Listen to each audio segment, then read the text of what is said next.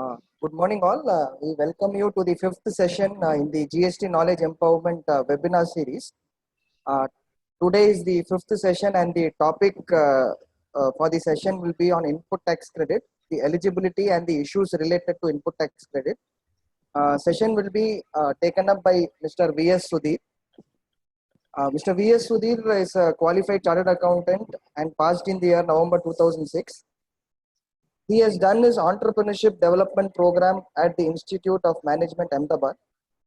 He has contributed various articles for professional institutes like the Institute of Chartered Accountants of India, Institute of Cost Accountants of India, and trade journals. He has presented various papers at branches of ICI, ICSI, and ICWI. He is also a master trainer at ICI New Delhi and a faculty in National Academy of Customs, Excise, and Narcotics, which is NACEN, which trains the departmental officers. He has also presented papers in various trade forums such as ASSOCHAM, KSCAA, FAPSI, YI, AP Plastic Manufacturing Association. He is also a joint author of certain publications, including the Practical Guide to Service Tax, and jointly compiled the GST tariff, which was published by the Bharat Law House. Now I hand over the session to Mr. Sudhir V.S., who can enlighten us on the topic of input tax credit. Thank you for the introduction, Vikram. Good morning to one and all. So let's look at the input tax credit today. What is all it is to give us for today. So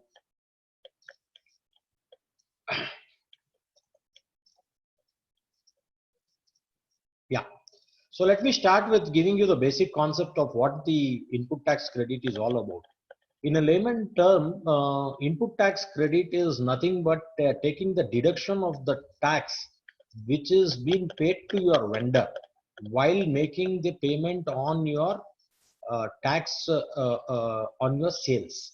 So that is a deduction. Net of taxes is what you are going to pay. So this is nothing but an advance tax. So when you make a sale, the value is 100 rupees and say the tax is 10 rupees. Then you are saying to the government, when I purchase these goods at 90 rupees from my vendor, I have given him a tax of about 9 rupees.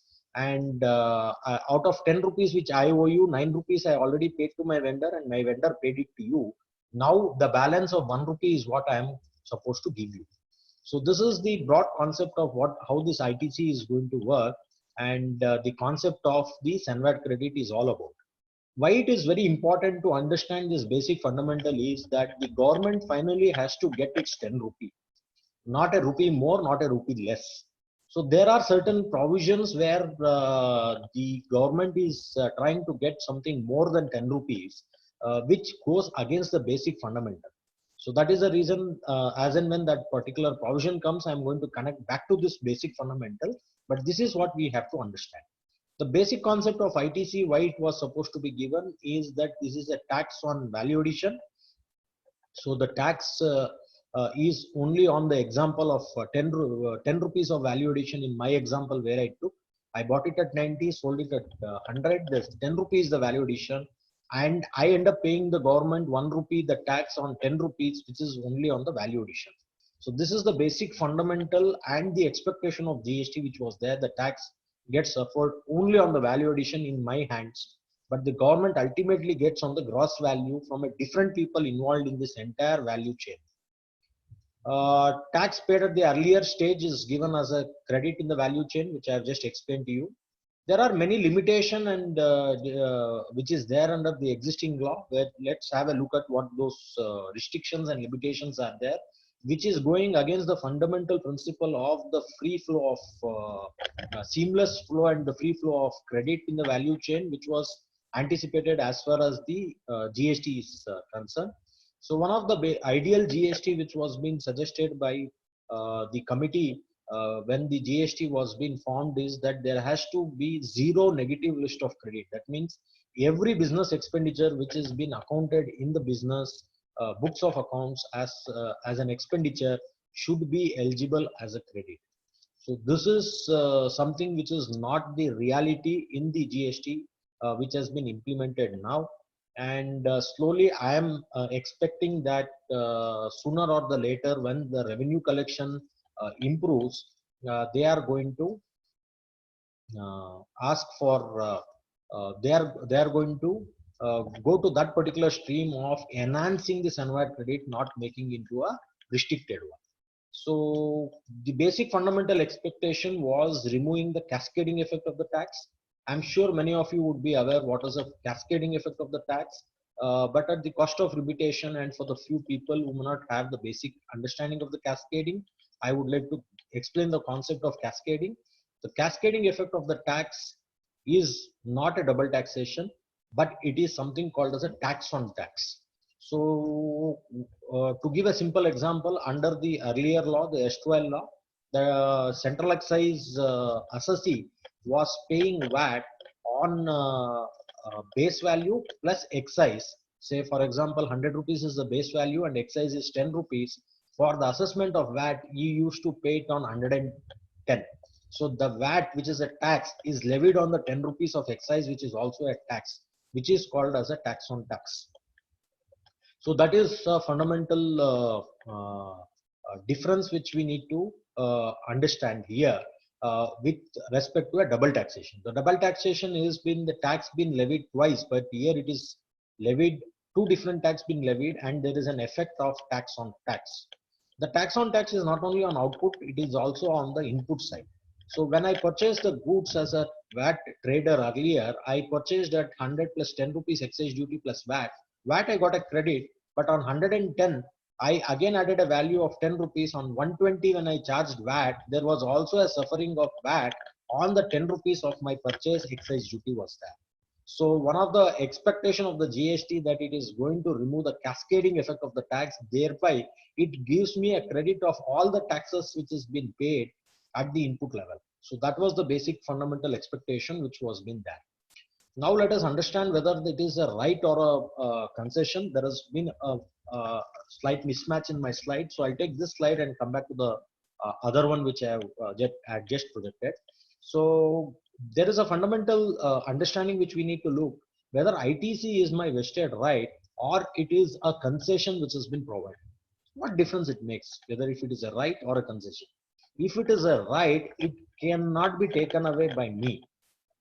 However, that right can come with certain condition which I need to be fulfilled. That doesn't say that it cannot be taken away unconditionally. If as long as I'm satisfying the condition which accrues a right to me, that cannot be taken away by way of any notification, circular, or any rules or any other procedural lapse which is going to be there. So that is what the right will emphasize on. When it comes to a concession, I cannot claim a right on it. It is the discretionary of the lawmaker whether he wants to give it to me or not. So there it is not that I can fight it as my constitutional right that I should be eligible for this. So it is basic understanding for us to look at whether this is a right or a concession. So we need to look at some case laws which is there under the earlier law. One is the Eicher Motors, the Supreme Court. This was a very beautiful decision of the Eicher Motor. I can say that this is the landmark judgment and it has settled almost the dispute in this particular regard.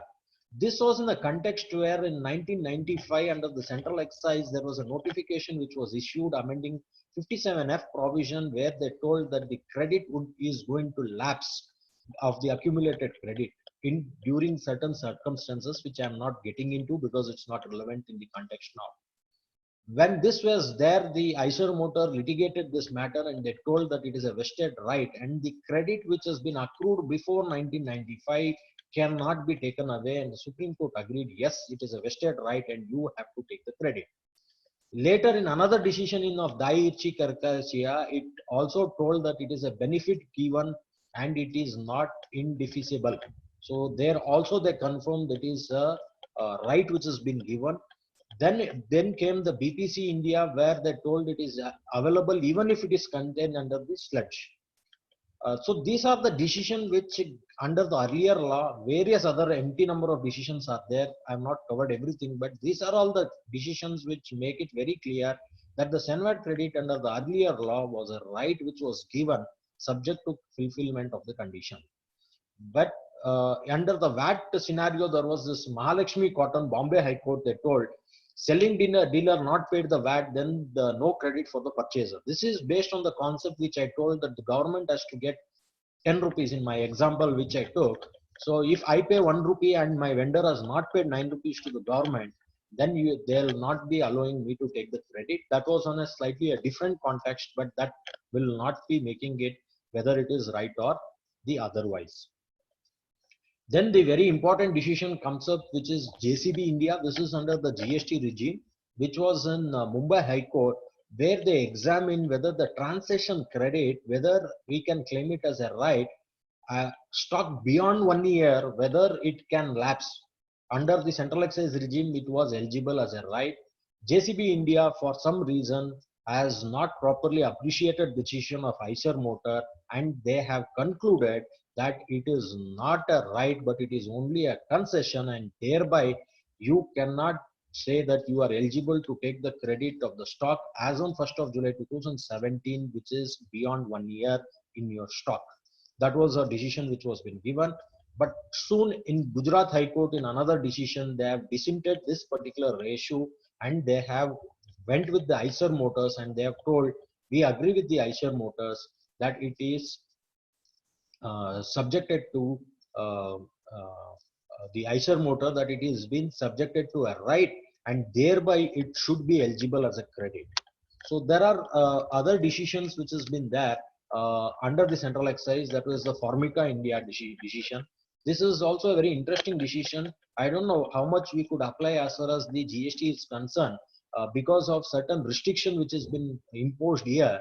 But the Formica India decision, the facts was like this. Say, for example, I was manufacturing a certain product, and I felt it is not subjected to GST, and I never paid the excise duty on the same. But however, later I came to know that I was supposed to have been paid that exemption notification, or whatever the reason which I was not paying was not applicable to me. At that particular point of time, if I want to go and claim, pay the tax, will I be eligible for the credit of the SENVAT credit paid on the inputs? That is the old period. Say I'm paying up for past 5 years. Will I be eligible for the credit for the past 5 years? Formica India told, yes, you will be eligible, although you have not followed the procedure which was required. What was the procedure? The procedure was filing the returns and all those things. It was not there. You will be eligible for the credit. This cannot be as is applied under the GST regime because of the various other conditions which is being imposed, and a specific restriction of the credit which is be there under section 17(5), which I will be taking you through. But this is a very fundamental concept which we need to look at, is that if I am paying on the output, I should be eligible for the input unless until there is a substantial deviation of the condition for which I should be eligible for taking the credit. So that was the decision of Formica India, which would be which we have to look at on a case basis how we can apply under the GST regime. Then there is the Siddhartha Enterprises, Gujarat High Court. It told that it is excise, whatever the credit which is accrued, it is more of a like a property, and Article 300 says that you cannot be deprived of your property, which was followed in n number of other decisions which has been there. So to conclude, under GST also the ITC is been looked as a right which has been given and not as a concession. Thereby, any procedural deviation and the entire interpretation of the provision should be for enabling the credit and not restricting the credit. You have to read the provision to enable the credit. That is the fundamental things we need to look at. Then jumping into few important definitions to start with as far as the GST is concerned. Input tax is an important, input tax is been the tax paid on three components. One is on the input services and capital goods. These three are very important, and these three are independent. In many of the provision, if there is a reference of input, it just means input. You cannot bring in service and capital goods. And if there is a reference of capital goods, you cannot bring the inputs and input services. So these three are independent, and thereby it is important for us to understand on a fundamental basis as to what these three are. First one, input, it says that input means any goods other than the capital goods. It excludes the capital goods, and all other goods are considered as an input as long as they have used or intended to be used by a supplier in the course or in the furtherance of the business. So the requirement here is that it is being used or intended to be used. Both are being there and in the course or furtherance of the business. So this is what we have to look at, is that every input, every goods what we purchase, we should be able to look at how that is being used or will be used either in the course or in the furtherance of the business. That has to be looked at. So now we need to look at two things. One, as I've already told, it is used. That means it can be used now, or I'm not using it today, but I intended to use it tomorrow. Say, for example, I am buying a stock today. I may not be selling it right away today itself or in this particular month only and say that I have used it for making the outward supply. I'll not be able to do that. But this stock which I have purchased today, maybe over a period, it could be 6 months, 1 year, 2 years, 3 years, whatever the case may be, I intend to use it in my furtherance of the business, then still I should be eligible. Please note it, what is important here is the intent to use. So intent is very important, and you have to look at the intention. So one of the things which we were examining is that I am a person where I am constructing a mall, and I have an intention to sell. I also have an intention to lease the property on the unsold inventory as on the completion. So whether I had an intention to sell, then it will be eligible for the credit. If my intention from the day one of the construction of mall is very clear that I want to intend it for the rentals, then you have to look at whether the ITC is eligible for rental. If your intention is clear that I want to sell, you have to look at the eligibility of ITC, whether it is eligible for sale. So I'll come to the works contract, when it is eligible, when it is not eligible in a while. But intention is what I am making it clear, which you have to establish. How are you going to establish? You have to establish by your various records and various literature. It could be your brochures, it could be your website, it could be your business plan, it could be your product composition, it could be your formula of the product, various things where you can prove that you had an intention to use this particular goods. So this is about the intention. Second is, it is to be used in the course or in the furtherance of a business. What is in the course of business? That is one of the common questions which I get it, because input service is the next tab, but it is more or less the same definition. So I'm covering here. Very common question I ask is, I have a flight ticket with me, which the airlines have charged me GST on that, and the agent has also charged me a GST on that. Will I be eligible to take the credit of it? Now, if it is been for in the course of business or in the furtherance of the business, you will be eligible to take the credit. In the course of business means that I have a client in Mumbai and I have booked this ticket to see a client in Mumbai. I go, I visit the client, I provide my service, I bill for it, I pay GST. That is in the course of business. What is in the furtherance of the business? That I have an inquiry in Mumbai. The client of me wanted to come and give a presentation of what my firm is, what my services is, and what is my quote. I go there, I travel there, I give this quote and come, but I may not be the successful in getting that particular practice or a business. Then also I'll be eligible for the credit, because it is not in the course of business, but it is in furtherance of a business. I intended to do this expected business and I've incurred this expenditure, thereby it is in the furtherance of a business. So you have to look at the existing business and the future business, both is eligible for the credit. So that is on course and the furtherance. Business, I'll come into it in my next slide. So input means all goods other than capital goods. Input services means all service. Now what is goods, what is service, which has been defined. Goods is everything which is other than immovable property, and service is a very beautiful definition. Anything other than goods is a service. So that is a very beautiful way of defining it. You don't have any dispute. Either it should be a immovable property. If it is not an immovable property, it becomes a goods. If it is not a goods, it becomes a service. So that is how you have to look into it. No much confusion is going to come here. When it comes to a capital goods, it states it is all goods other than the inputs. Why it is other than the inputs is to the extent which has been capitalized in the books of account for claiming that input tax credit. Whatever has been capitalized, that becomes your capital goods. A more logical way of defining a capital goods compared to the erstwhile law under the Senvad credit provision, the capital goods definition did not care whether this goods was capitalized or it was your inventory. Here, it is looking at only what is capitalized, that will become your capital goods. If not, it is an input. Is there any major difference? If it becomes capital goods, I'm losing something, and if it is inputs, I'm losing something. No, it is only basically the mechanism. Especially it is going to come when you are using it commonly for taxable and the exempted supplies, non-taxable supplies. Only in such scenario, the actual difference between the input and capital goods is going to matter. Otherwise, in most of the cases, it is uniformly treated. So not much to worry about this. These are the basic fundamental definition. Now the importance of business is what we have to understand. There is a difference between the erstwhile law and the Senvad credit.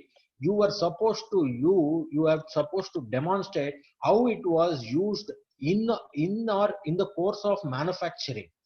That did not connect you to the business, but here they are connecting it to the business. What is a business? Business is defined to include. It is not restricted, it is exhaustive. Anything which you can bring it under the definition of business, you can bring it. The inclusion definition is also very wide to cover any trade, commerce, manufacturing, profession, so and so. It's all its activity, incidental activity, whether or not for pecuniary benefit, whether you had an objective to make a profit in that or otherwise it is immaterial, it would still be a business, irrespective of its volume, frequency, continuity, and regularity. That means even if it is a one-time activity, it could still be your business. So thereby business is having a wide terminology of the business here. So how wide we could interpret here?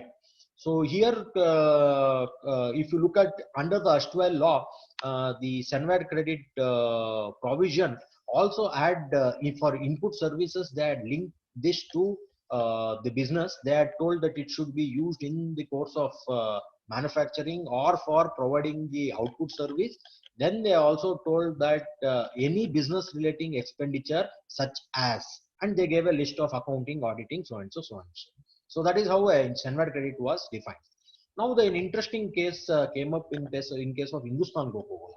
So very important, I always quote this particular case because it gives us, it helps us in understanding how wide a business could be interpreted. So what was the definition and what was the facts in the Hindustan Coca-Cola is very interesting. What it says, what happened in Hindustan Coca-Cola, many of you may be aware, what is the product the Hindustan Coca-Cola manufactures? Is it the soft drink which Karina or Katrina is coming and showing us on the TV? No, they don't manufacture that. Hindustan Coca-Cola manufactured the concentrate for manufacturing of the soft drink, that they sell it to their franchisees, the exclusive franchisees, who are a different company who manufacture the soft drinks which you and me buy in the market, and that has been sold in the market by paying the applicable excise duty. Now, what is Hindustan Coca-Cola spending on advertisement? Hindustan Coca-Cola is spending on the advertisement of the soft beverage. Now, Katrina Kaif is coming in the TV and she is not showing the concentrate, she is showing the soft beverage. Then department told this advertisement, you will not be eligible for the credit. Not that they were against Katrina, but their logic was something different. Their logic was, they asked a simple question, what is your product? Coca-Cola replied that my product, what I am manufacturing is the concentrate. Then they asked second question, what is that you are advertising? Are you advertising concentrate? No, I am not advertising concentrate. Then what are you advertising? I am advertising a soft beverage. Now they asked a very simple question saying that how is that relating to your manufacturing activity or your how is it related to your manufacturing activity and thereby you are not eligible for it. Is it logical? Yes, appears highly logical because I am taking the credit of a product which doesn't belongs to my company at all. For this, Hindustan Coca-Cola gave a very good explanation. What they told is, see, look at my business model. I sell this concentrate. I don't sell this concentrate in retail. I sell it to only to my franchisees. Now, if I advertise a product of my franchisee, they are going to come back and place an order on me. So thereby, there is a by advertising this particular soft beverage, I get my franchisee get the business. He comes and gives me a business. Thereby, this is a activity in relation to business, and thereby I should be eligible for the credit, which has been specifically given under input service. The Bombay High Court told, yes, you are right argument. Go ahead and take the credit. So after this, what happened? In the immediate next budget, the SunVat credit rules was amended. The input service definition, they removed activity related to business such as the word such as was removed and it was made restricted. So thereby the wide credit which was eligible under the SunVat was restricted. So thereby you cannot apply all the old SunVat credit case laws where they tell that you are not eligible for a credit. So here it is very, very wide. How wide is, even if it is a product relating not to yours, you will be eligible for the credit because it was activity relating to business. So this is what you have to keep in mind. At the same time, please do remember, if it is specifically restricted under section 17.5, although it is having a very wide terminology, if it is coming under 17.5, it overrides this, and whatever is coming under 17.5, you will not be eligible for that, although it is relating to business. So thereby 17.5 takes a higher precedence of this, which we need to consider. So this is on the business. So thereby you are eligible for everything, whether I am being eligible for telephone, internet, hotel, everything you are eligible. But is it having any non-business element? If it is having a non-business element, then you have to restrict the credit to the extent of non-business. There is a formula which has been given, which you need to follow. Otherwise, you have to adopt this non-business based on your costing principles. Say for example is that there is a telephone which has been given to an employee. When the telephone has been given to employee, he will make office related calls and he will also make his personal calls. His personal calls is not eligible for ITC. Whether you recover that amount from the employee or not is your HR policy. But as far as ITC is concerned, you may give it, you may take it as your business expenditure, but that personal call did not relate to your business is something which can come up. So to be very conservatively, if you can restrict those items, it will be good. Because it is anyway, it's a small amount which is going to be there when you look at the telephone, internet or a hotel. Now coming to a very important aspect is CSR expense. Now currently there are a lot of companies who are spending on the CSR at the COVID-19 crisis. A lot of people are purchasing, a lot of companies are purchasing some groceries, distributing to the daily wage workers, and they are also buying something like a PPE kit, some medical equipment, testing equipment, and they are donating it free of cost wherever there is a need which is required. The question comes up is that whether I will be eligible to take the credit of this, whether the CSR expenditure can be told it is in relation to business. Here, if you look at the CSR expend is a mandatory spend. You have to do this particular expenditure you have to incur. If you are not incurring, then you are violating the provisions of the Companies Act and your continuity could be questioned. So because it's a mandatory business expenditure, you should be eligible for the credit of the CSR funds. However, there is one more restriction under 17.5. I'm going to cover that when it comes to, I'll connect back to the CSR expenditure when I come to that particular clause. In broader sense, you should be eligible. So somebody was going to argue with me saying that no, sir, in income tax also, although it is a business expenditure, they are specifically restricted.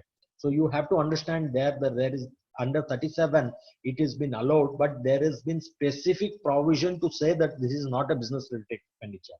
Only because of the specific provision under income tax, it has not been allowed as a deduction. Otherwise, there is no dispute that this is a business expenditure. Therefore, as far as GST is concerned, you should be eligible for the credit. Although this could be disputed by the department, you may have to prove your case. Employee welfare, if I am having any expenditure relating to my employee welfare, yes, all those things are eligible for the credit. Even if the consumption is outside the factory, yes, you are eligible.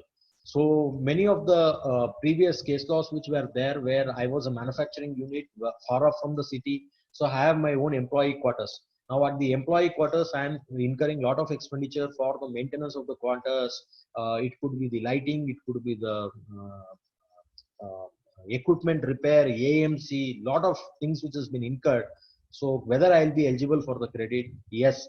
Without the employees, you will not be able to make the manufacturing, and thereby, if you are manufacturing, it is into addition to the business.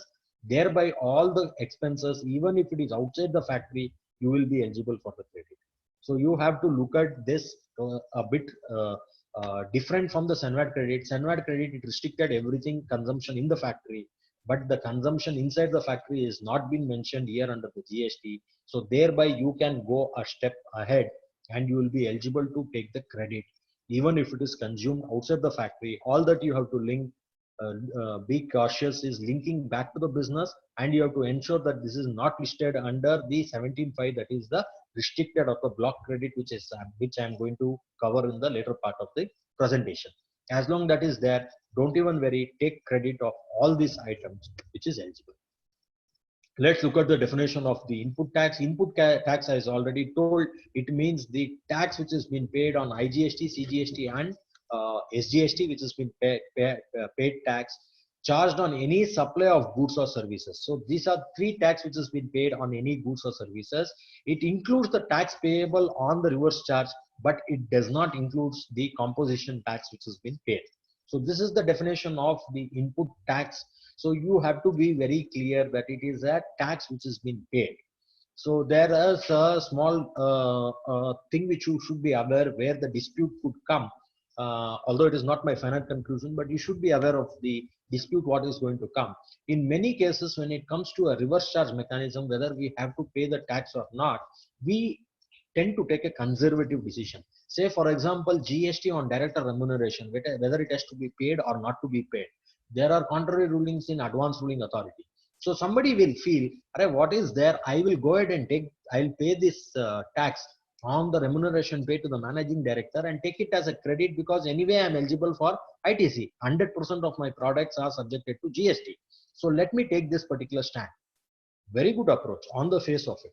But you should be aware that in future, if there are any decisions which come out clearly that this director remuneration was not subjected to tax, there is a risk that the department is going to come back and tell that please look at the definition of the input tax. It says it is the tax paid on your tax charged on your supply of goods or services, when that was not at all subjected to tax.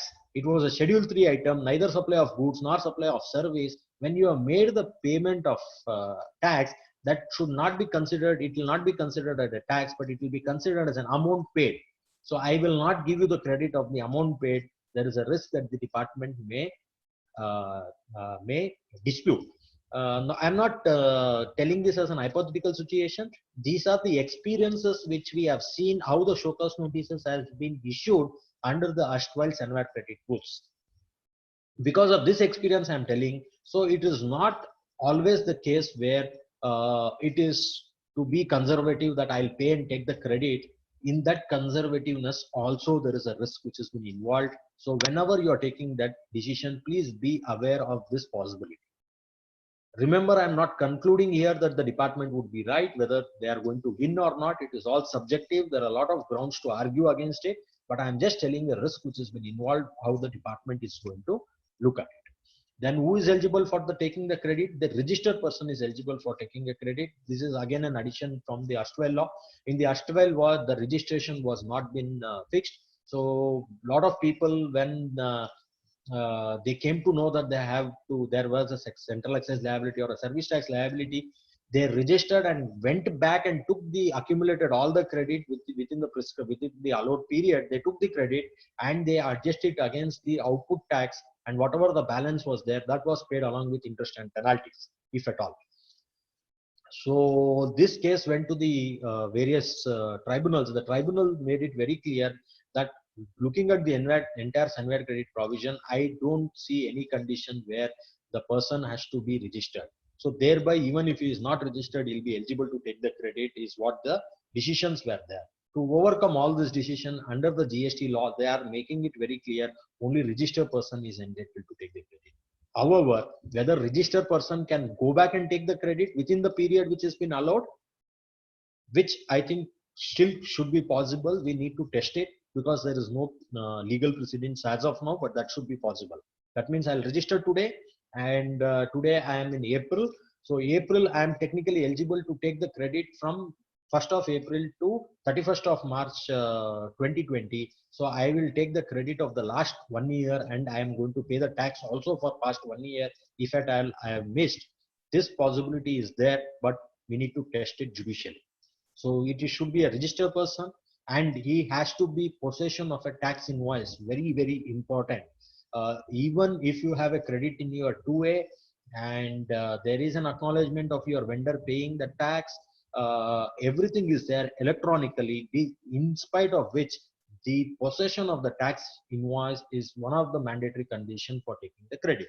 So this is one of the common things which we have looked at when we go for an audit to many of our clients. We go and ask them, show me the cash in hand which you are having. Then there is a very beautiful registered maintained. There is a safe, there is a key, there is one authorizer, there is a maker checker. All the concept is there, and we count a cash about 25,000-30,000 rupees. All controls intact. Then the second question comes up is that 3 years back, you had purchased a particular machinery and you have taken a credit of 25 lakhs on this particular amount. Where is the invoice of this? Typically, the accountant says, so it's a 3 years old, 4 years old case. I'm not very sure where I have kept. I think it should be somewhere in the godown in the manufacturing facility, or I think it's in the MD's house. I'm not very clear about it. So please be aware, if you are not able to produce the original of that purchase of 25 lakhs, that means you have to pay the 25 lakhs to the department. That means that invoice is equal to 25 lakh rupees of currency note. The 25,000 rupees of petty cash, how much importance you are giving, the ITC invoices which is laying in the godown, you don't know what is the position of it. It is the same importance you have to give it to those ITC also, because this is the physical invoice is what is being required. So immediate question comes up is that, should I have this invoice readily available to show it to the department, because I operate from multiple locations within the same state. So I have decentralized storing of the data. I have 5 factories, all factory related purchases invoices will be there. But I have taken a centralized registration for that particular state in my corporate office and all are additional place of business. So when they come here, is it required for me to show the originals? Yes, if called for, you may have to show, but on the face of it, a photocopy of it or a scanned copy of it should be sufficient to fulfilling this particular condition. And if need may required, you have to go back and show the invoice within the reasonable time which has been provided. So thereby be clear that you have to have a proper storing and retrieval system for all your invoice, which is very essential condition for taking the credit. Then you have the other condition that the goods should be received. So the receipt of goods or services is very, very important. I can understand the receipt of goods. I can prove it. How can I prove the receipt of goods is another question which I'll come to it. But how can I prove the receipt of services? Receipt of goods I can prove because it's tangible. I can prove it by taking a photograph. I can prove it by giving you a CCTV footage where the goods has passed through my factory. I can prove it with the documentary evidence like LR or like toll slips. All those things I can show. But how will I show when it comes to service? It is not possible. How to prove that you have received the service because it is intangible in nature. Earlier, this sort of a condition was there in export of service rules under the service tax, where the condition was the service has to be provided from India and received outside India. So NASSCOM made a very lengthy representation saying that how can I prove that the service was received by my client outside India? How can I prove that? Because department for giving refund, they told you prove it has been received.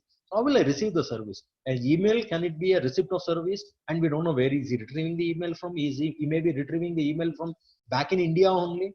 So where is it retrieving? How am I going to prove? So the government told, yeah, what you are telling is right. Then they amended the definition saying that provided from India and delivered outside India. Come on. If you are not able to prove the receipt, you are also not able to prove the delivery. It is as good as the same because it's an intangible which you need to appreciate.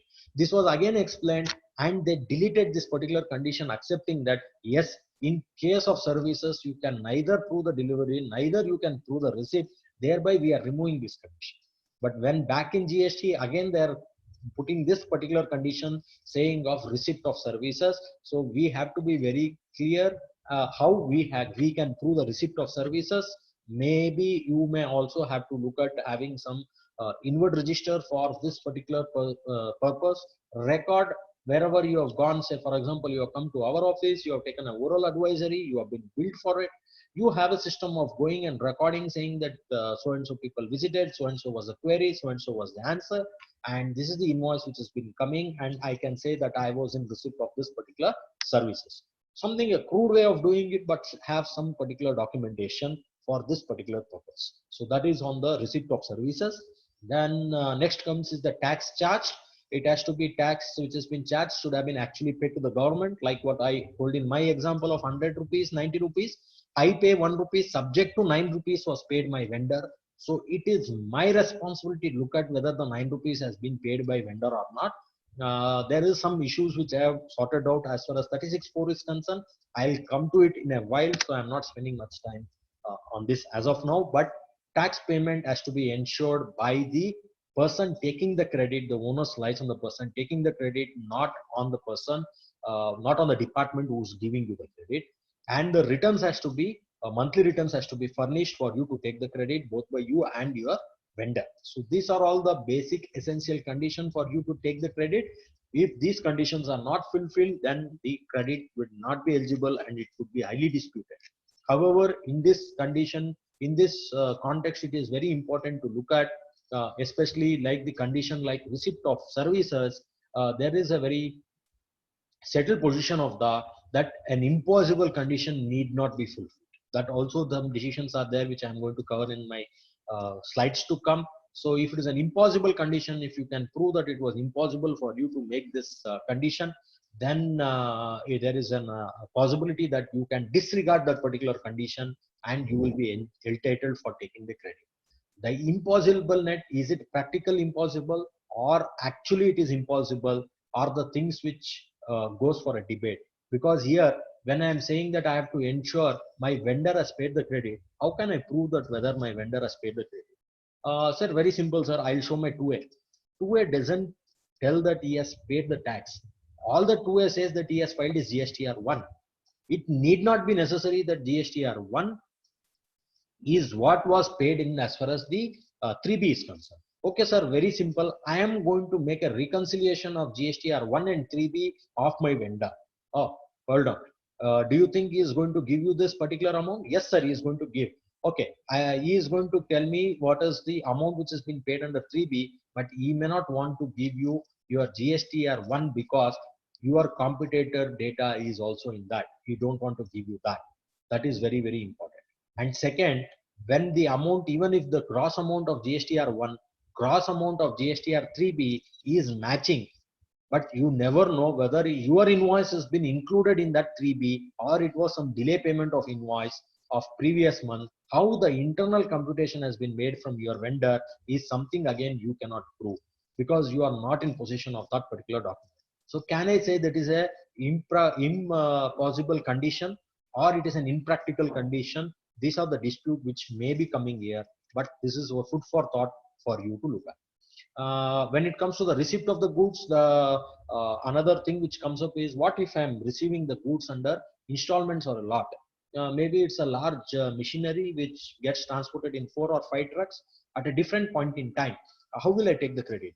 The procedure for the movement of goods is that you have to raise the invoice for the entire lot in your first consignment only, and the balance, the subsequent consignment will be dispatched to a DC with a copy of the original invoice which has been there. So that is the procedure which has been there. So with all probability, my first consignment reaches today and my last consignment reaches in the next month, which is possible. So if it is there, will I be eligible to take the credit in this month? Answer is no. When you are getting the goods in lots or installment, you have to wait for the last installment to be have been received, or the last lot has been received. Only then you will be eligible to take the credit. Remember, all these things is going to apply when your invoice is for the full value of multiple lots, but you have an arrangement where you are billing only to the extent what has been supplied. This condition is nothing to do with it. That means I have a rate contract with my vendor, where I have a rate and the quantity is not been fixed. The quantity is been procured as and when it has been there. So he keep on supplying the goods to you, and he invoices at a periodical basis to the extent of the goods which has been there. You will be still eligible for taking the credit. Nothing to worry. You cannot say the purchase order is not closed, thereby I have not received the last installment. No, don't worry about it. This will be happening only when the purchase order were 100 and your invoice is also for 100, but you have received this 100 value in 20 or 10 consignments. Then you have to wait for the last consignment to take the credit. So that is the fundamental difference you have to understand when you are looking at goods in lots or installments. Next come is the payment to the vendor. This is another crucial point which comes up, is that when I'm making the payment to vendor, whether the condition of paying within 180 days has to be fulfilled. Many of the cases, the vendor himself gives a credit beyond 180 days. Even in that case, should I pay to the vendor for me to eligible for the credit? If I have to pay to the vendor, should I pay the basic amount, or it is sufficient if I pay the tax amount? So these are all the various questions which is going to come. One is, yes, you have to pay to the vendor the 100 rupees plus tax thereon. 100 and say 10 rupees is the tax. Entire 110 has to be paid to the vendor for you to be eligible for credit of 10 rupees. Even though your vendor is giving you extended credit, that doesn't matter. So there was some interpretation saying that the payment has to be made when it was liable to be paid, and as per my contract terms, it was not at all liable. Thereby, I have not paid. That doesn't mean that I have to pay. So that is the logic which was been brought in. I'm not very sure whether how that logic is going to succeed. In my view, that payment has to be made as a condition for you to get the credit. Second is, can I pay 10 rupees and take the credit of 10 rupees? 100 rupees I'm going to pay later because he's okay for it? No. 10 rupees divided by 110 into 10. That is a proportionate credit. Only you will be eligible. Say if you are 10 rupees you are paying, somewhere near to a rupee is what you are eligible for credit. You cannot take the entire credit. So only the proportionate credit what you can take it. So very practical issues comes up. One is that if you are not paying the vendor within 180 days, that is something different. You will also not be eligible for what you have not paid for it. It's a cash flow issue. But there are certain cases where, like, I have a performance guarantee.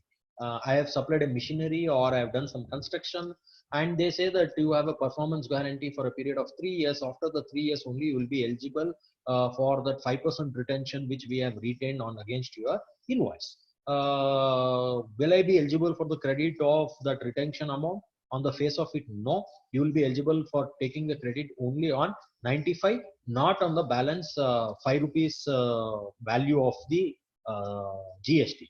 Okay, sir, no problem, because I am not paid, I will not take the credit.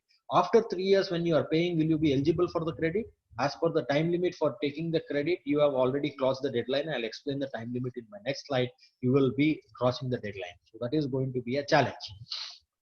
So what are the alternatives for this? One of the alternative for this is that you can have a billing milestone where he bills only for 95. You pay 95, take the credit of 95. and the balance billing milestone of 5% is going to trigger only on the completion of the performance guarantee.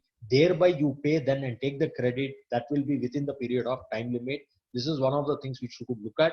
However, again, there is a small issue because the reference says that the receipt of goods is also been there, not only the invoice value, but you can look into it as one of the options. The other options which most of the companies have now gone into is that going for a bank guarantee. They're saying that, okay, I'm not going to withhold this amount. I'm going to pay you the 5% against a BG. So I have a BG with me. Thereby it is going to be there. But there are a lot of vendors who are saying that BG is becoming a costly to me because I have to keep this entire 5% what you have given in an FD, and against FD I have to take a BG. So there is a BG charges. So I was in a better condition in you not paying me that 5%. For BG, there is an extra cost to me. So that is what the vendors are telling. So the other alternative, this could be looked at wherever the vendors are in agreement. The other alternative is, can I look at paying this particular amount and collecting a deposit from him? You pay it and it can be an accounts appropriation, no problem.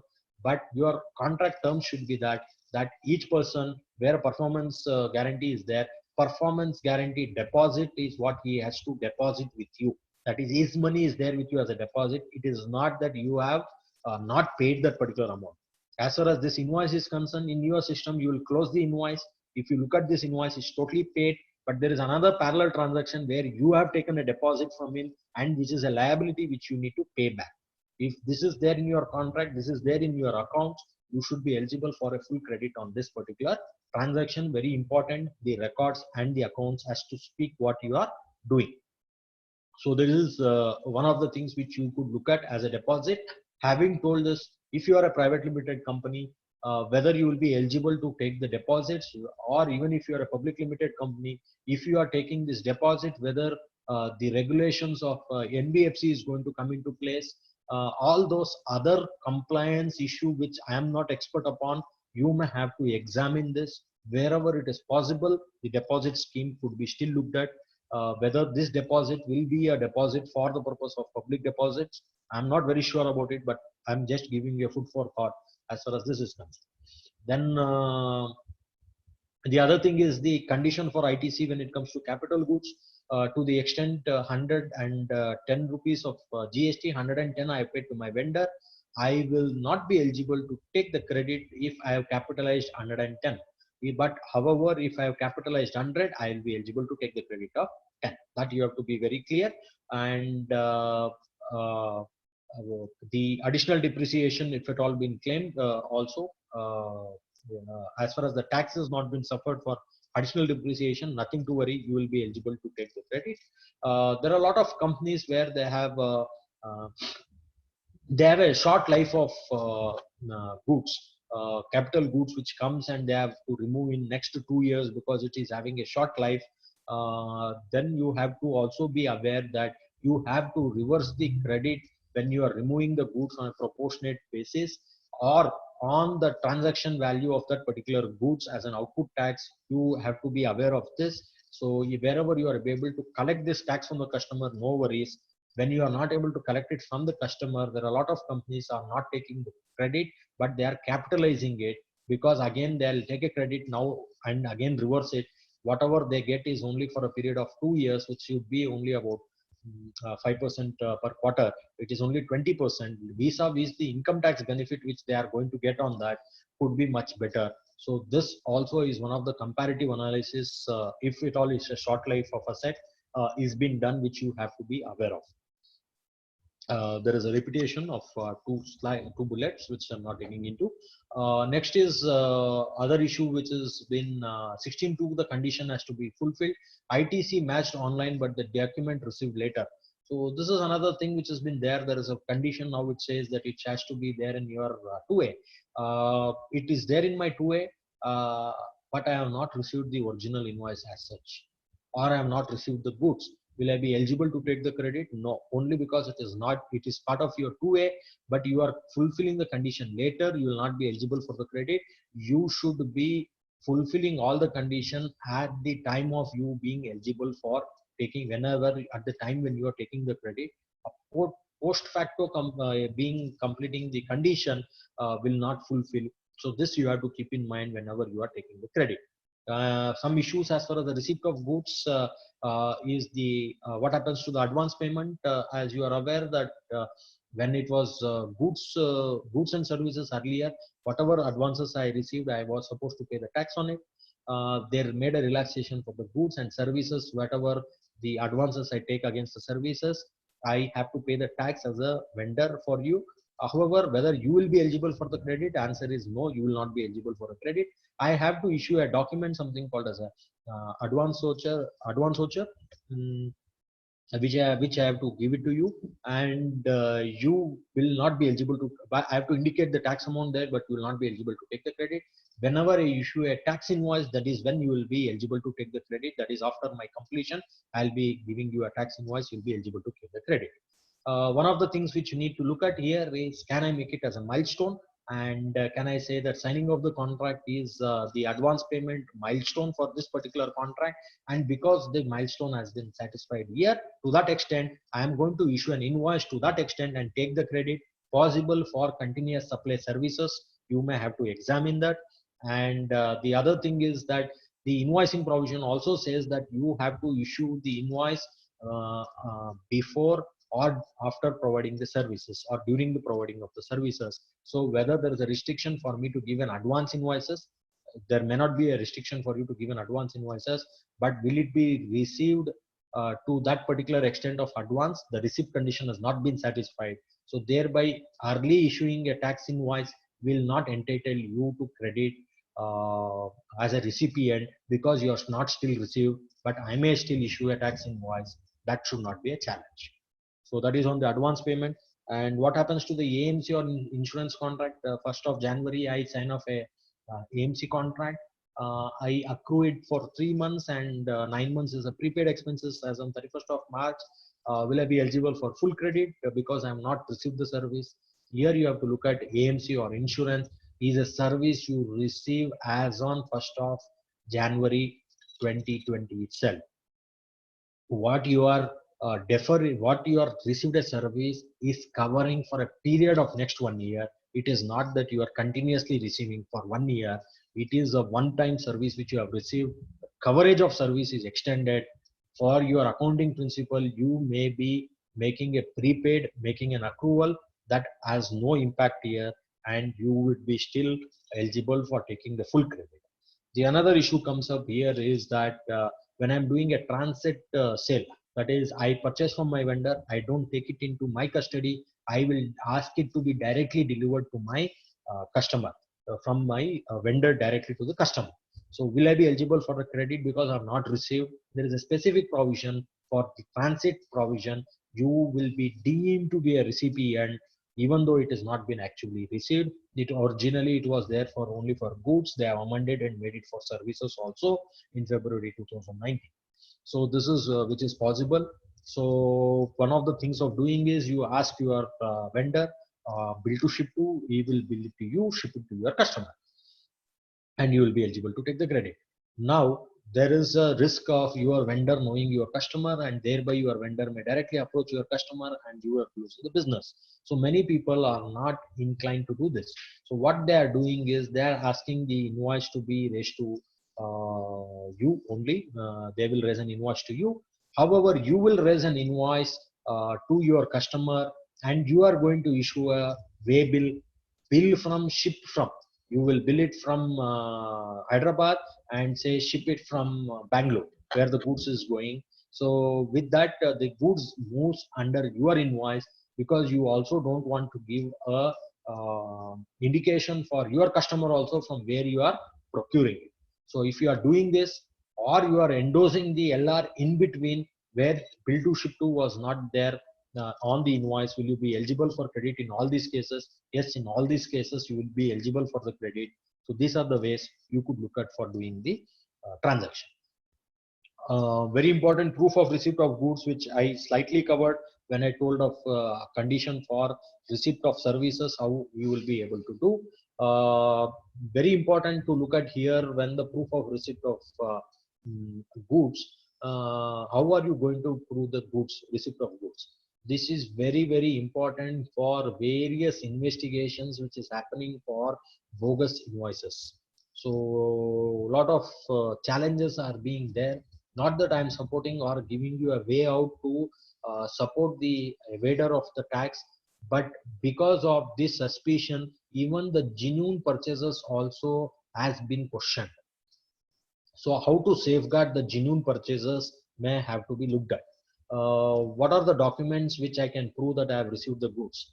Typically, any of the businessman is saying that please see, I have an invoice for it, and I have a way bill for it. I have made the payment. This is the bank entry for it, and I have accounted. This is my ledger account for it. What else you want me to prove beyond this that I have received the goods? Please look at all these documents. None of the documents gives the evidence that you have received the goods. E-way bill is a document prepared for transit of goods.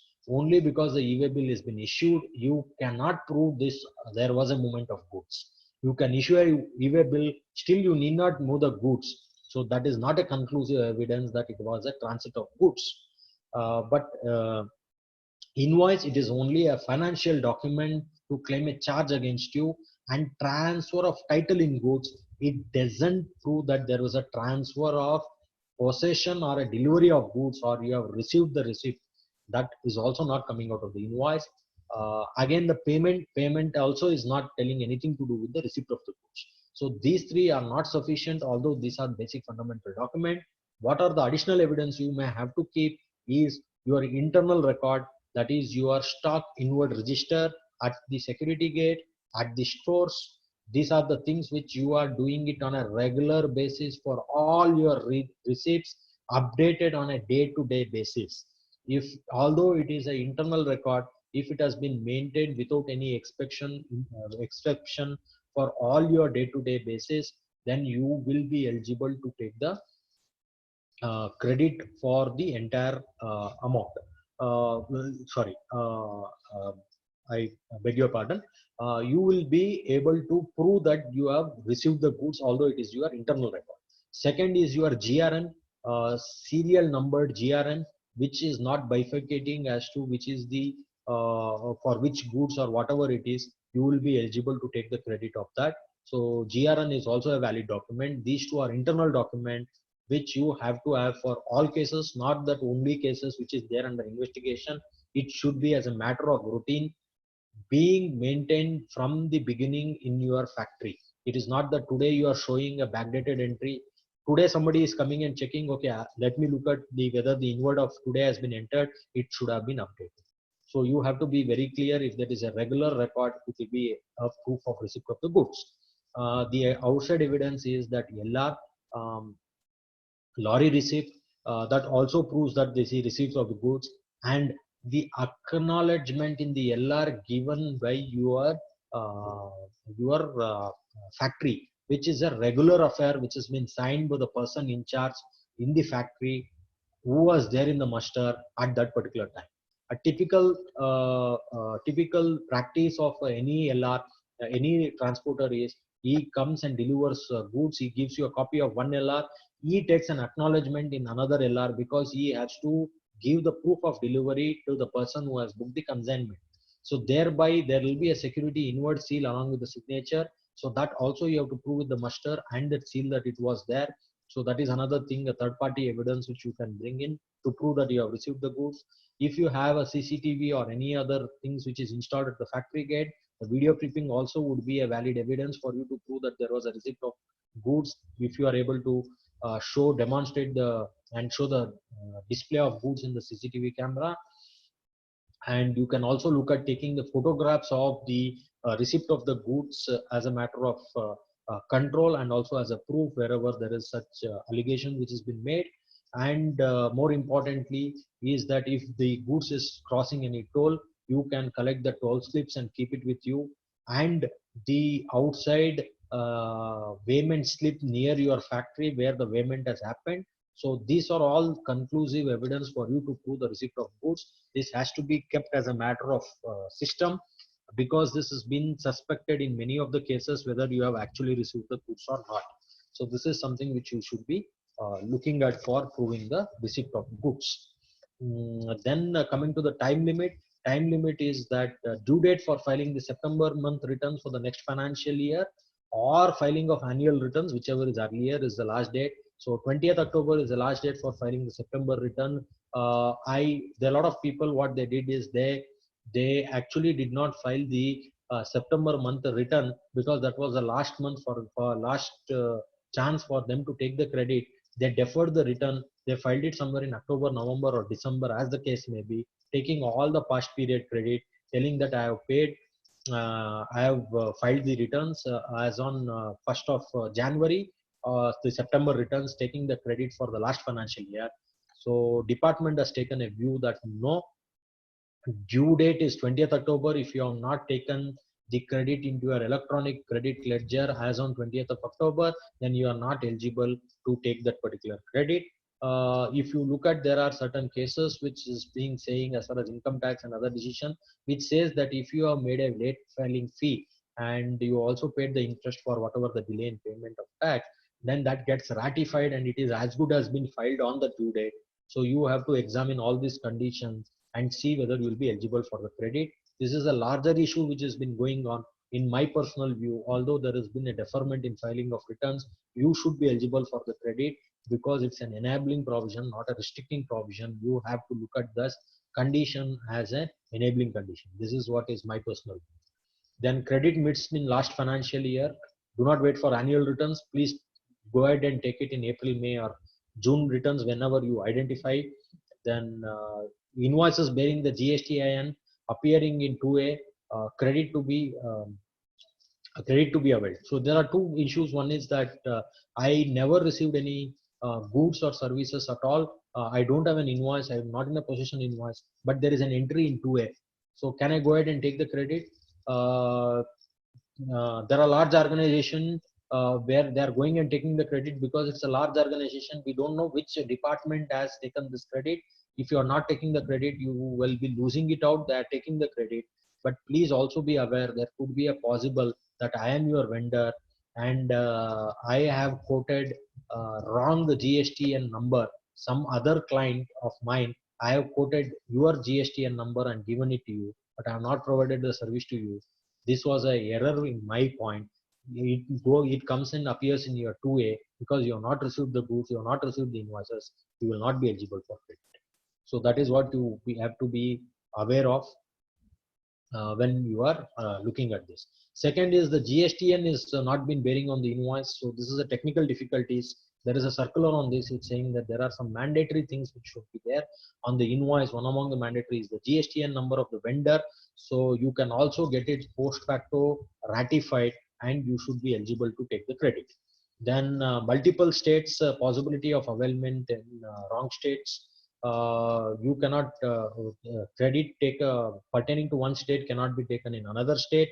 So this also will be an issue. All these things has to be rectified during your audits. So 1718 RCM paid, will I be eligible for the credit? One of the thought process is that the receipt of goods and the time limit applies only in case of the vendor related ITC. But when I am paying the reverse charge now, even for pertaining to 1718, I should be eligible for the credit is one of the view which has been there, which needs to be looked at. Next, the another important condition which has been come up is that if it is originally the mechanism of ITC was that my vendor was supposed to file GSTR1 that was going to come to me under GSTR2A, and I was supposed to file GSTR2. And where my credits got auto-populated from GSTR2A, it got auto-populated. I also had an option to add what was missing invoices, and that missing invoices was going as GSTR1A to my vendor, and when he is filing his GSTR1, that gets auto-populated there. So thereby it doesn't have an option but to report that, and the chain got completed. That is how an initial beautiful mechanism was being designed. For whatever reason, God knows, they disregarded GSTR2. They told you need not file the GSTR2. There came the entire confusion. If my vendor is not filing his GSTR1, it will not show me in 2A, and I don't have any other option to make it workable. So thereby, thereby there is a challenge and there is a gap. In between, because of this gap, there was a lot of bogus invoices started. I started taking the credit without having an invoice and started issuing the invoices. And in my 3B, I just told the credit because 2A and 3B matching was not required. So a lot of bogus transaction has happened. Thousands of crores has been evaded. So because of this, the government become very strict and they introduced a new rule 36(4) along with provisions, section 43 was there, where they added the condition that you can take the credit only when it is a part of 2A, and you will be given a defer of 20% to start with, and later that was made to 10% of deferment, which has been eligible. So because of this provision, you don't have an option but to tell your vendor to get it uploaded, follow up with him, then only you will be eligible to take the credit. So this is becoming a very, very pain. Let us look at whether this is valid or not. There are certain decisions which says that if there is a procedural deviation, 36(4) is a rule which talks about the provision, and nowhere in the section there is a reference that you should take the credit, except for the new section which has been inoperative as of now. It has not been made, thereby this cannot be implemented is one of the grounds which you could fight it out. The another grounds is that it is a procedural app because it's a part of the rules and it cannot take away your benefit. And there are certain decisions says that it is your right. It will be violating Article 14 if it has not been given.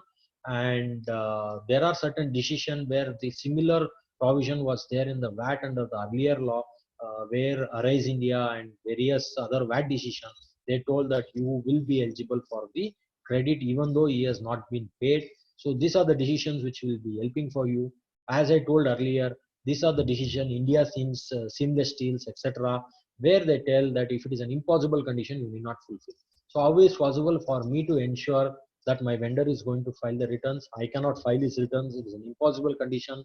Thereby, can I say that it has to be relaxed? So these are the few things which has been there, which you could look at. Mm, and also it is important to look at the intention of the GST Council. The GST Council also says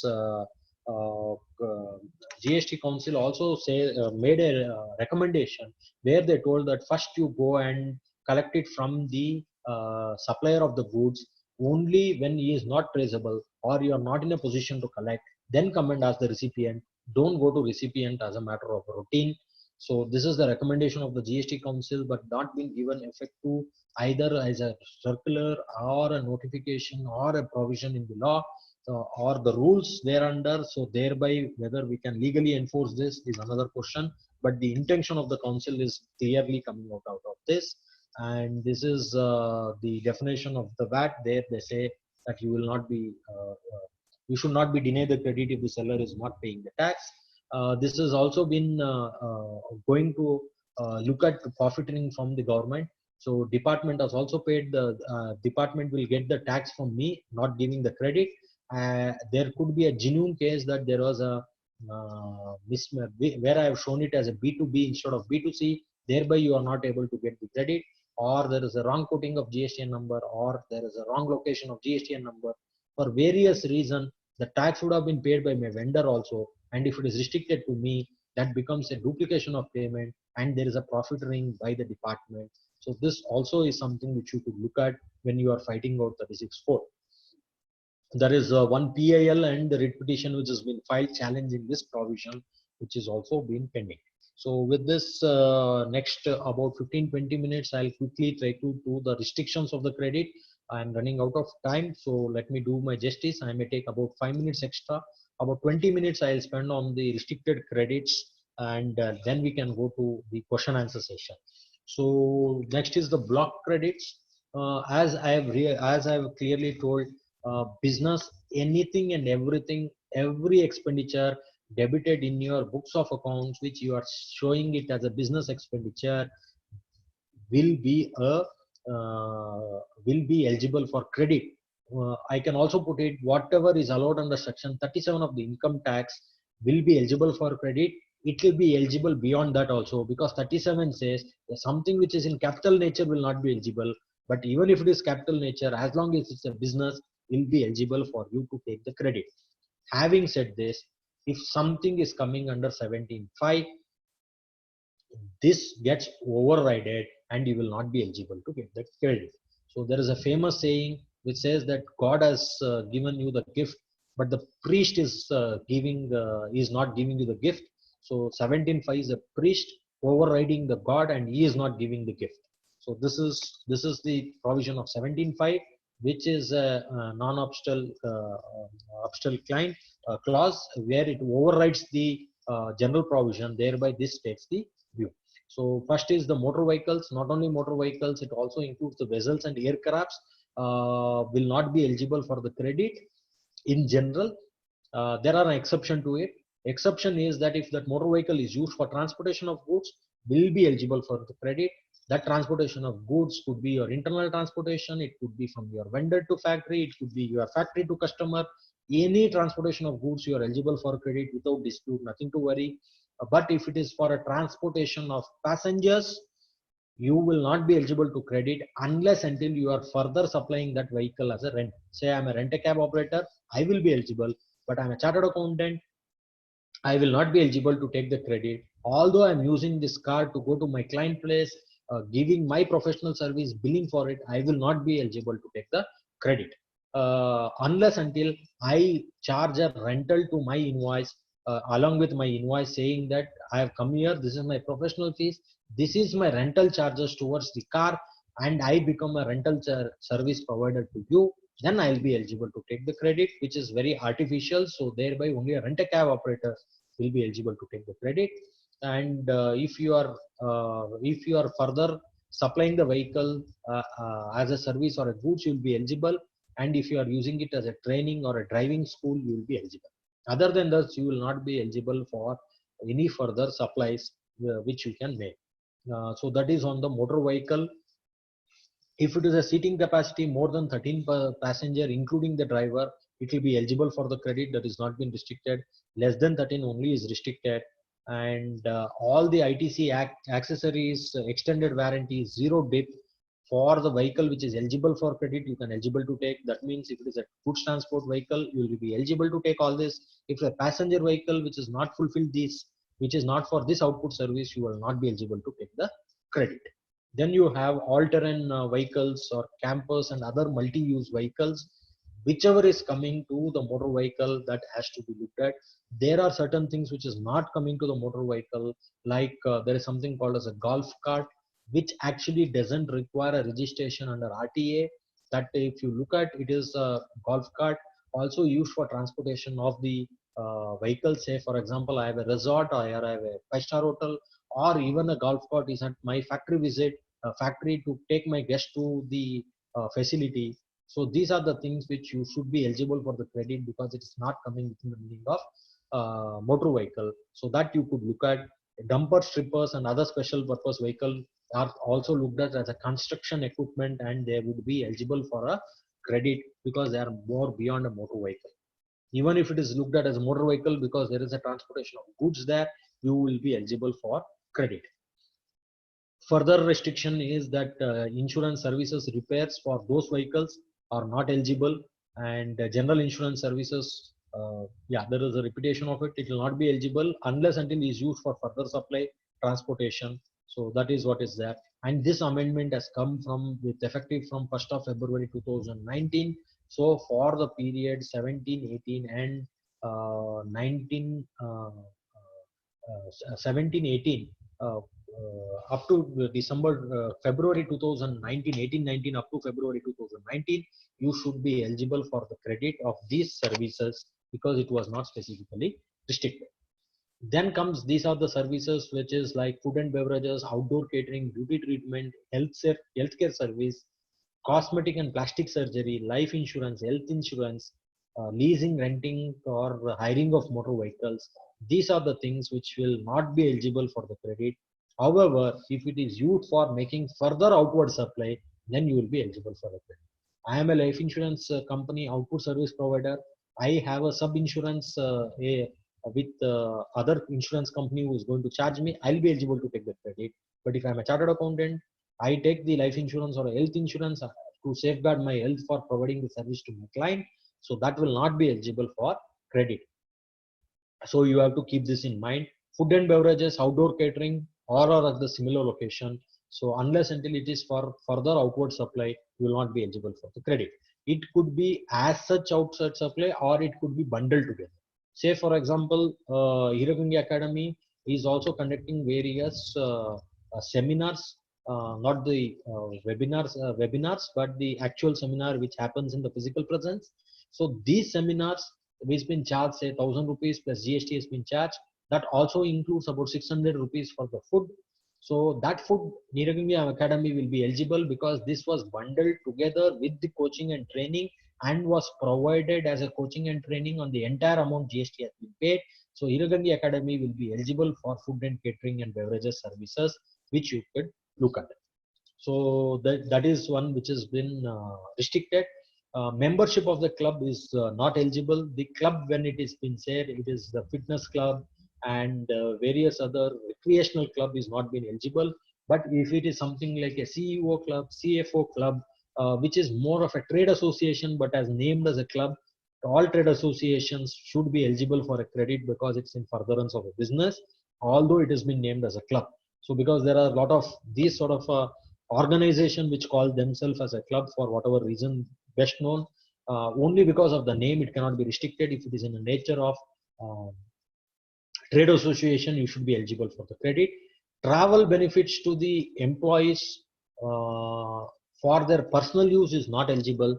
All other travel benefits for the employees for official use will be eligible for the credit. So I have talked about the food and beverages.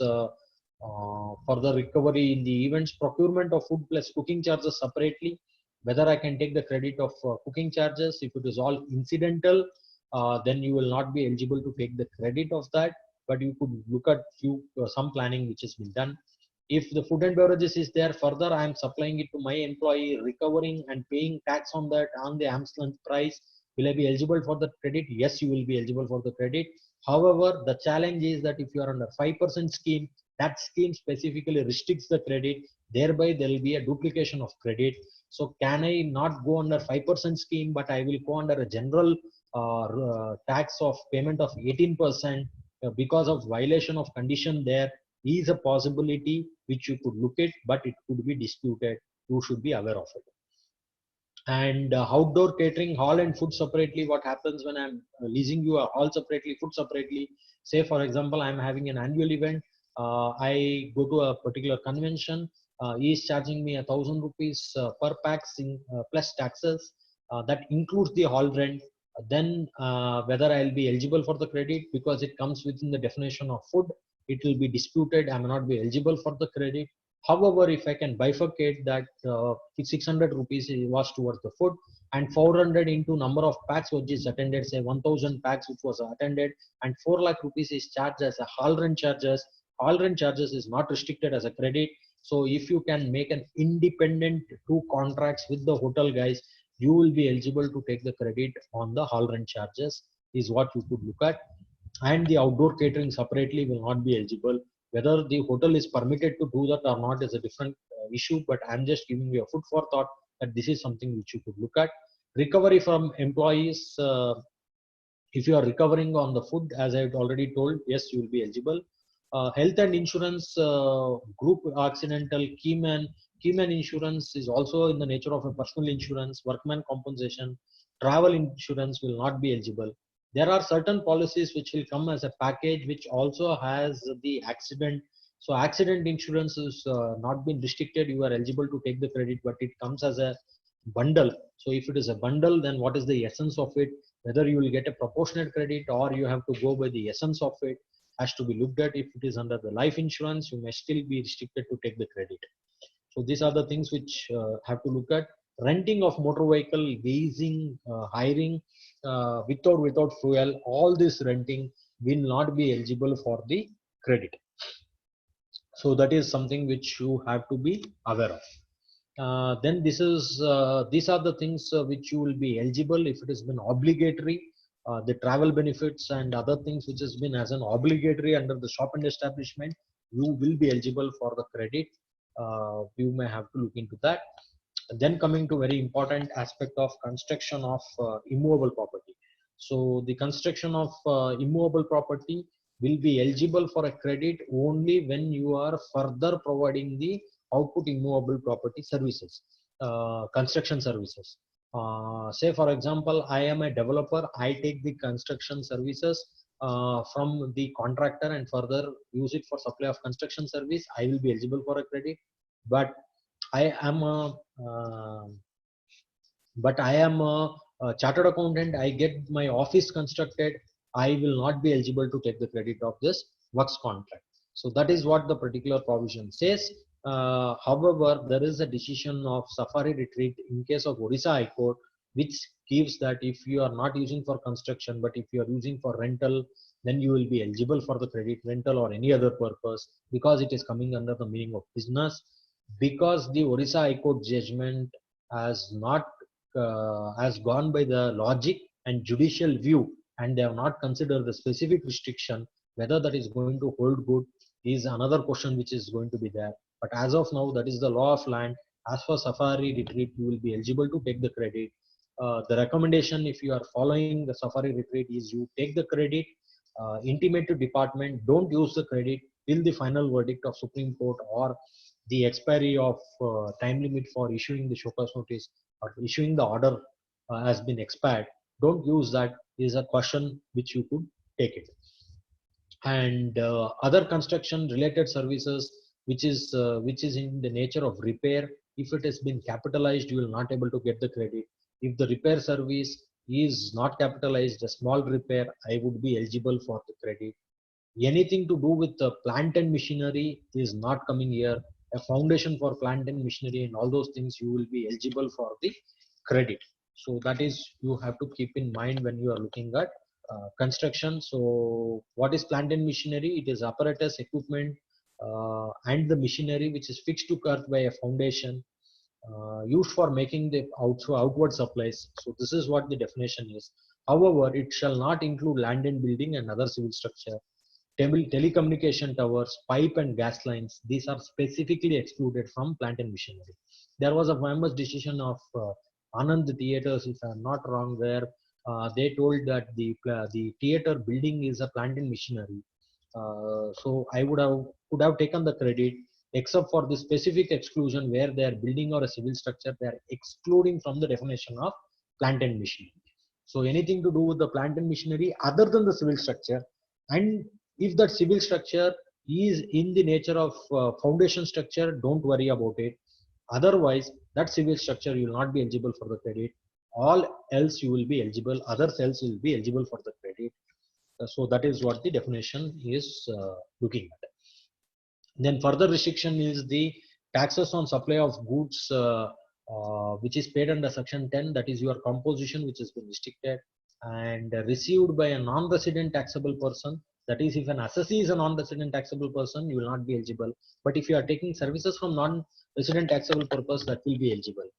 Goods or services are both used for personal consumption will not be eligible for the credit. And goods stolen, lost, stolen or destroyed, written or disposed by way of a gift or a free sample will not be eligible. Here very important question which comes up is that for my distributor, I give lot of gifts on achieving certain targets. I say that I am going to give you a gold coin, or if you are picking a so and so stock, whether this gift, whether can be called as a way of a gift where I am disposing of, whether I will not be eligible for the credit. If you can prove the cost of this gift was embedded in the product cost of the selling price, it was embedded by your costing records, then you should be eligible for the credit, because it is a gift, but it is not been given as free. Like Madhukar sir was explaining, nothing is free in this world, everything has a quid pro quo. Because this gift has a quid pro quo, in the case when I'm giving to my dealer for achieving the incentives, there is a quid pro quo which may not come within the meaning of gift, and thereby you should be eligible for the credit. In many cases, the gift gift is being given without there being achieving a target. Say for example, when there is a Diwali, New Year, there are a lot of gifts which has been given away. But again, you have to look at whether it is been just given away. Is it a donation or was it in the furtherance of a business? If it was in a furtherance of a business, whether there was an existing of a quid pro quo. If you can prove yes, there is a quid pro quo for this also, then it may be coming out of the definition of the gift. Because as far as a gift is concerned, you're just gifted, you are not expecting anything. But when you go and give to a potential vendor a Diwali gift, a compliment, or anything else, and you are expecting a business out of him, then there is something which you are expecting. So this is the thin line of difference. Can I differentiate it? Can I bring this on record? Can I prove this in terms of in the judiciary, or the questions which is going to come? And based on that, you could look at whether you are eligible for the credit of this.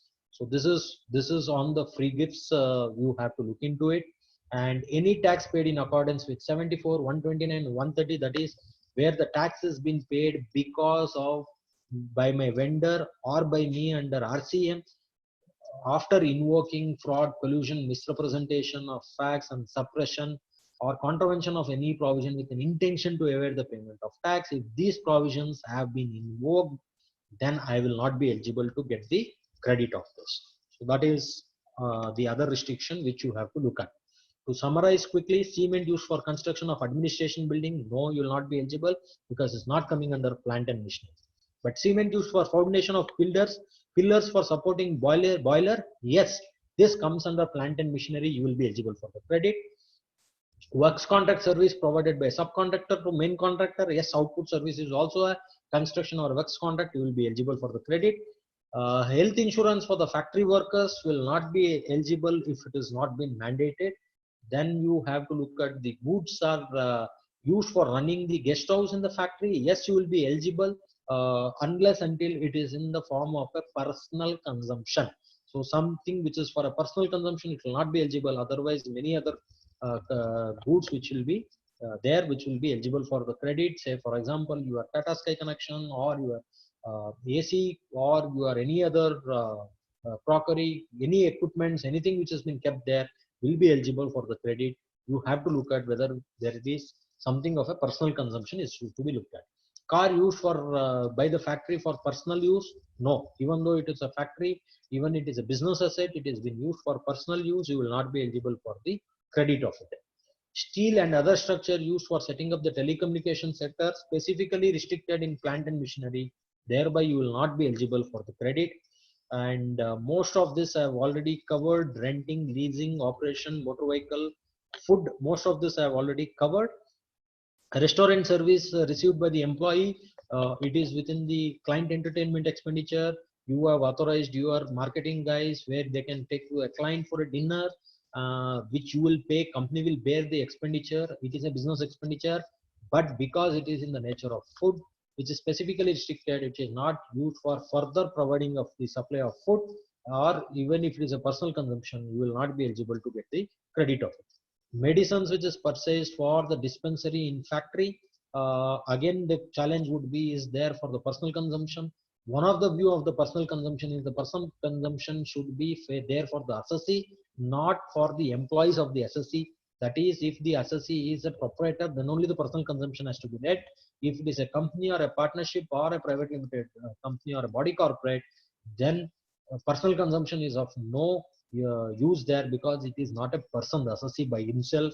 That is one of the view which has been prevailing, which you could look at. So based on that, the medical purchase in the dispensary, you could look at whether taking the credit or otherwise, because many of this use, there is a person who is involved for the personal enjoyment which has been there. So you cannot take that wide interpretation. As I told, it should be looked as an enabling to take the credit within the restriction which has been given. Based on that, these are all gray area, it could be disputed, but I am giving my views of this. Services used in dispensary, yes, you should be eligible because a part of the employee welfare. Membership of industrial association, as I told, yes, you will be eligible for the credit. Cap specifically restricted unless until mandated by the law. Repair of motor vehicle, I have specifically told up to February 2019 you are eligible for the credit. After that, if that motor vehicle is not eligible, you are not eligible for repairs thereof.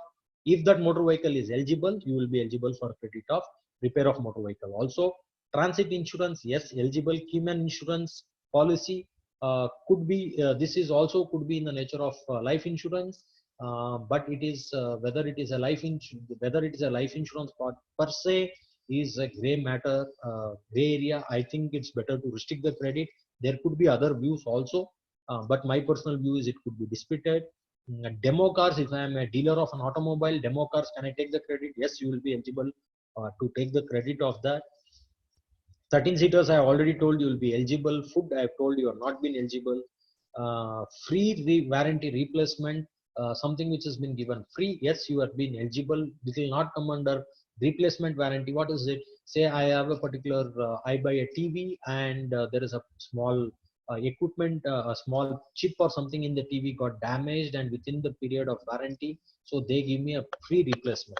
So whether the manufacturer of the TV or the dealer of the TV who replaces that to me free of cost, will he be eligible to take the credit? Because the answer is, the question is in the background, because 17.5, one of the things is that if you are giving something free samples or giving it a free away, disposing it as a gift or free samples, it will not be eligible. Here, because the warranty cost was embedded in the product cost and it is going towards that particular consumption, it should be eligible for the credit. Batch failure, wastage, in-process damage, all those things are normal loss, should be eligible for the credit. Gift versus free samples, I've already explained. Free samples, okay, sorry. Gifts is something which I've already explained. Free samples is something which has been given to a customer to have an usage of that, which is specifically restricted. Or after that, also you can look at whether if it was part of your product cost embedded there, can I argue it was not a free sample, it was part of my product pricing, thereby it will not come under the exclusion, is one of the possible argument. For this argument, I don't have a judicial precedent, but I am giving you a food for thought to look at whether I can take the credit of this. Something like a physical samples and all those things could be looked at. Anything which has been written off, you are not eligible for the credit, but partially written off, yes, you could look at taking the credit of it. Works contract, I already explained. Air conditioner coming under the equipment will be eligible for credit, but if it is getting embedded into a building which is a split AC, then it comes as a part of a building, then it may not be eligible for a credit. Installation of lift, yes, which will be eligible. And these are all the cases where you may have to look at when you are reversing it. So these are the cases which has been there, and some cases of blockage of credit, not much of relevant. So with this, I'm concluded my session. I have overshotted for about 6 minutes of my time. We are open for questions now. Yeah. Vikram? Yeah. Thank you, sir, for the wonderful session. We have got number of questions being posted by the participants. So we will be taking some of the questions, and you may address those specific questions. The questions which are not taken up in this session now, we will come back to you and we will write to you with the specific reply on the questions which are not taken up during this session. Sir, the first question is, if assuming you have purchased goods from your supplier, the supplier has given you credit notes with GST and also credit notes without GST, say a commercial credit note. So with regard to a commercial credit note, does it have an implication on the ITC avail, since there is no tax reduction in the commercial? I got the question. I have to give a small background for everybody to understand this. The credit note by a vendor can be two things. First is I have sold the goods at 100 and 10 rupees is the tax which has been charged. 110 was the original invoice. And credit note has been given for maybe could be a discount, could be a deficiency in provision of service, for whatever reason a credit note I am being eligible for. So 10% is what I am eligible for. There are two ways the vendor will be looking at it. One option for him is to say that 110, 10% comes to 11. So I give you a credit note for 10 rupees as a base and 1 rupee as a GST. And he gives this credit note to me. That is option one. Second option is that he says that I am going to give you credit note only on 10 rupees and I am not going to go back and adjust any tax of 10 rupees paid to the government. So on 90 rupees, 100 rupees, 10 rupees credit note, I am giving it to you. 10 rupees paid to tax, to government is as is. In first case, what he told, I'll give you a credit note for 11 rupees, 1 rupee I will go back and take it from the government. Second case is saying I'm not going to take it back from the government. So the question, because is of ITC, I'm not doing it. What we need to look at from the provider supplier side, from the recipient side, it is important that whether I'll be eligible for a credit in the second case. First case, I will reverse the credit, 10 rupees what originally I got. When I get a credit note, I will reverse 1 rupee. Thereby I get net 9 rupees credit. This is one. Second is when the commercial credit note has been given, it has been given only 90 rupees. ITC is not being touched. Whether I'll be eligible for the credit? Answer is yes, you will be eligible for the credit, because what the doubt would come is, because I have not paid entire 100 rupees within 180 days. I was supposed to be paid entire 100 rupees. Here you have to look at what is due has to be paid. How much was due? Due was 90. 90 has been paid plus 10 rupees of tax, 100 rupees. 100 rupees has been paid. There is no outstanding. Thereby you have paid it in full. Credit note is also a mode of payment, and the 10 rupees is there with the credit of the government. Vendor has not taken adjustment. Thereby you are eligible for the credit. Next question. In case the CSR activity is taken by a partnership firm and not by a company under a statutory requirement, whether ITC is available? If that is not a mandatory requirement, then you have to link it to your business.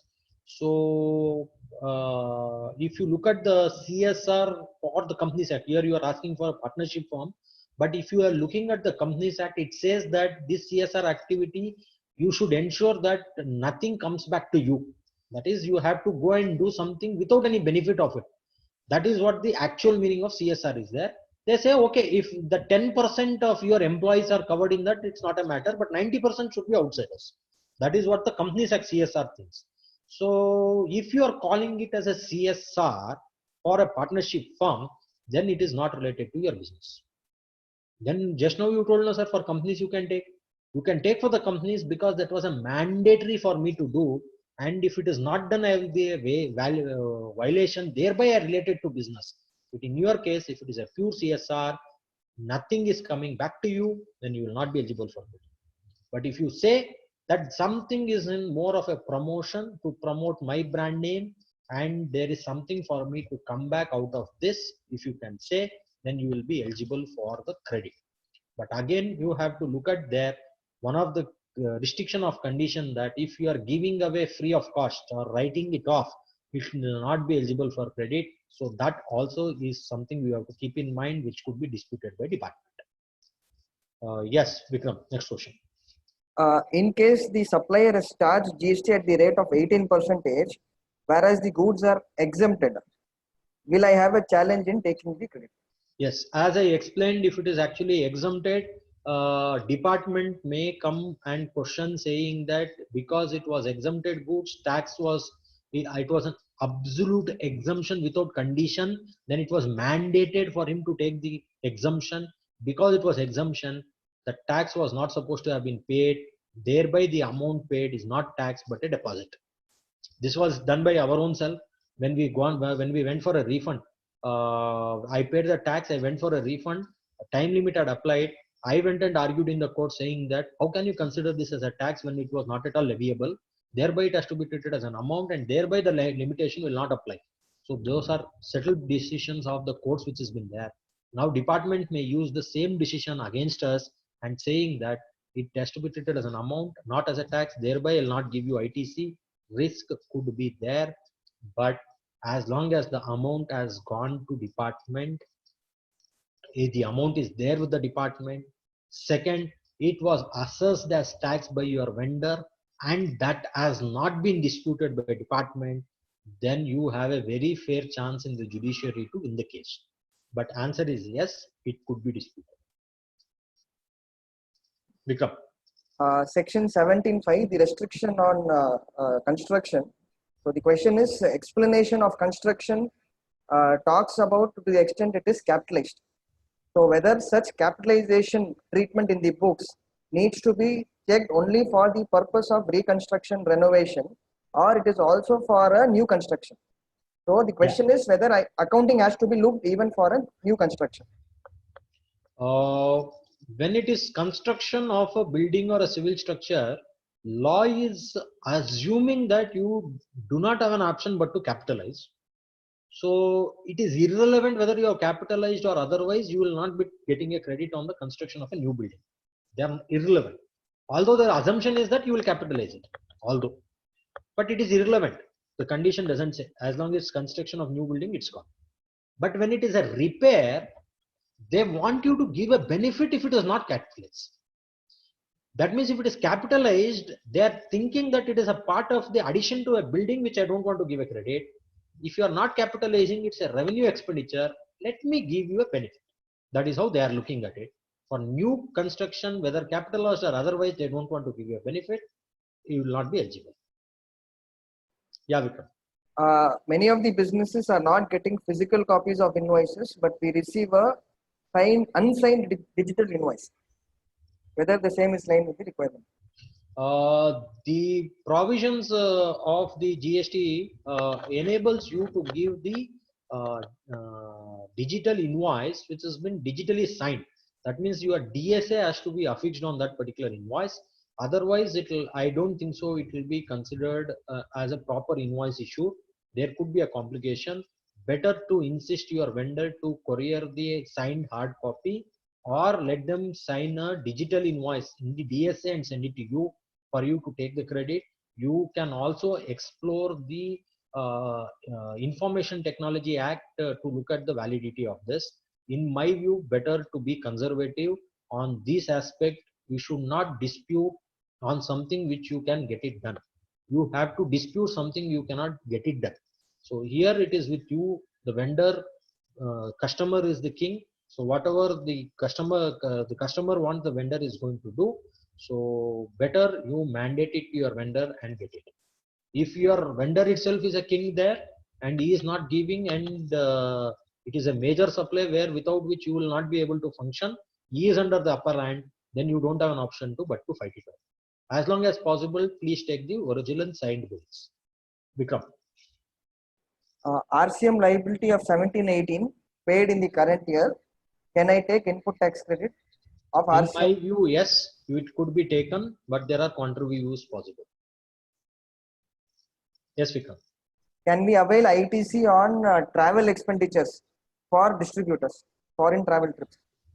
Foreign travel trip for the distributors. So when I told that when I am giving the gift or a free sample, instead of that, what I say is that my distributor, I'll give him a target and I'll say that if you are fulfilling the target, I am going to take you to Singapore or somewhere. I am going to take you on a foreign trip as an incentive, because that is in the nature of business expenditure.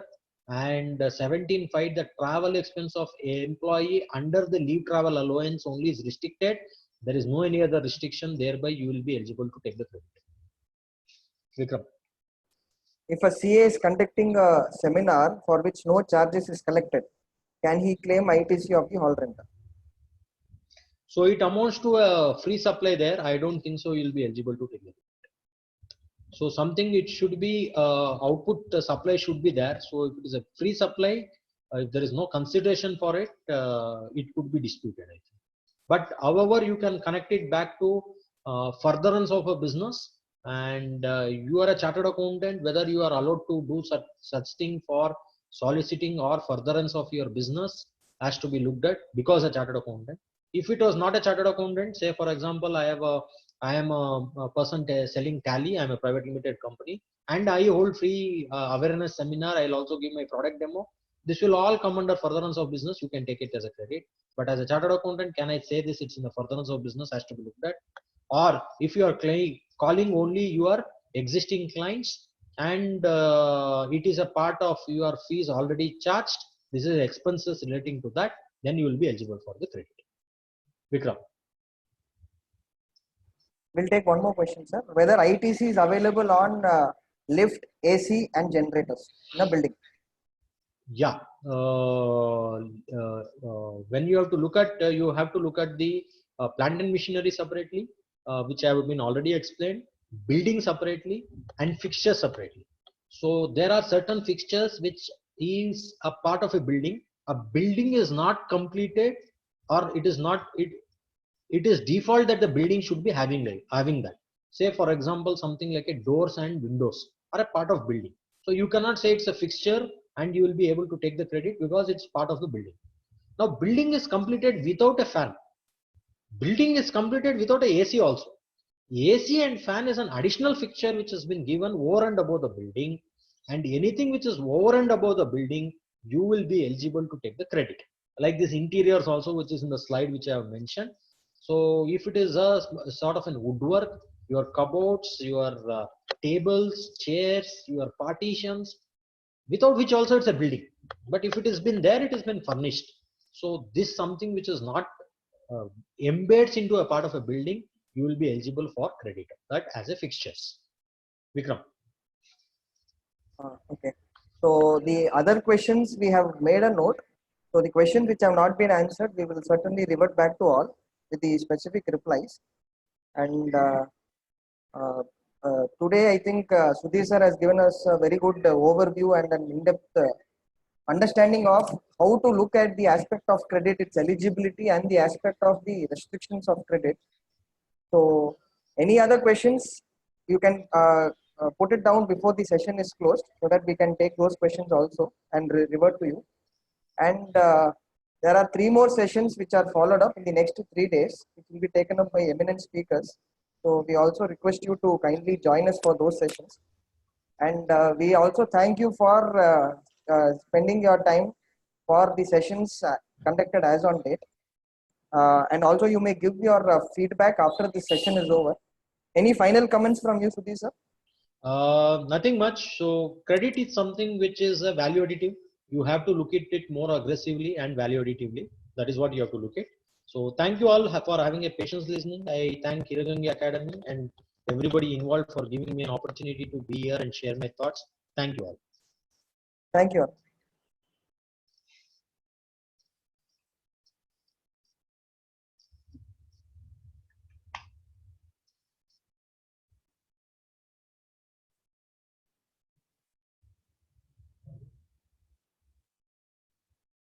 Nikita, you are there?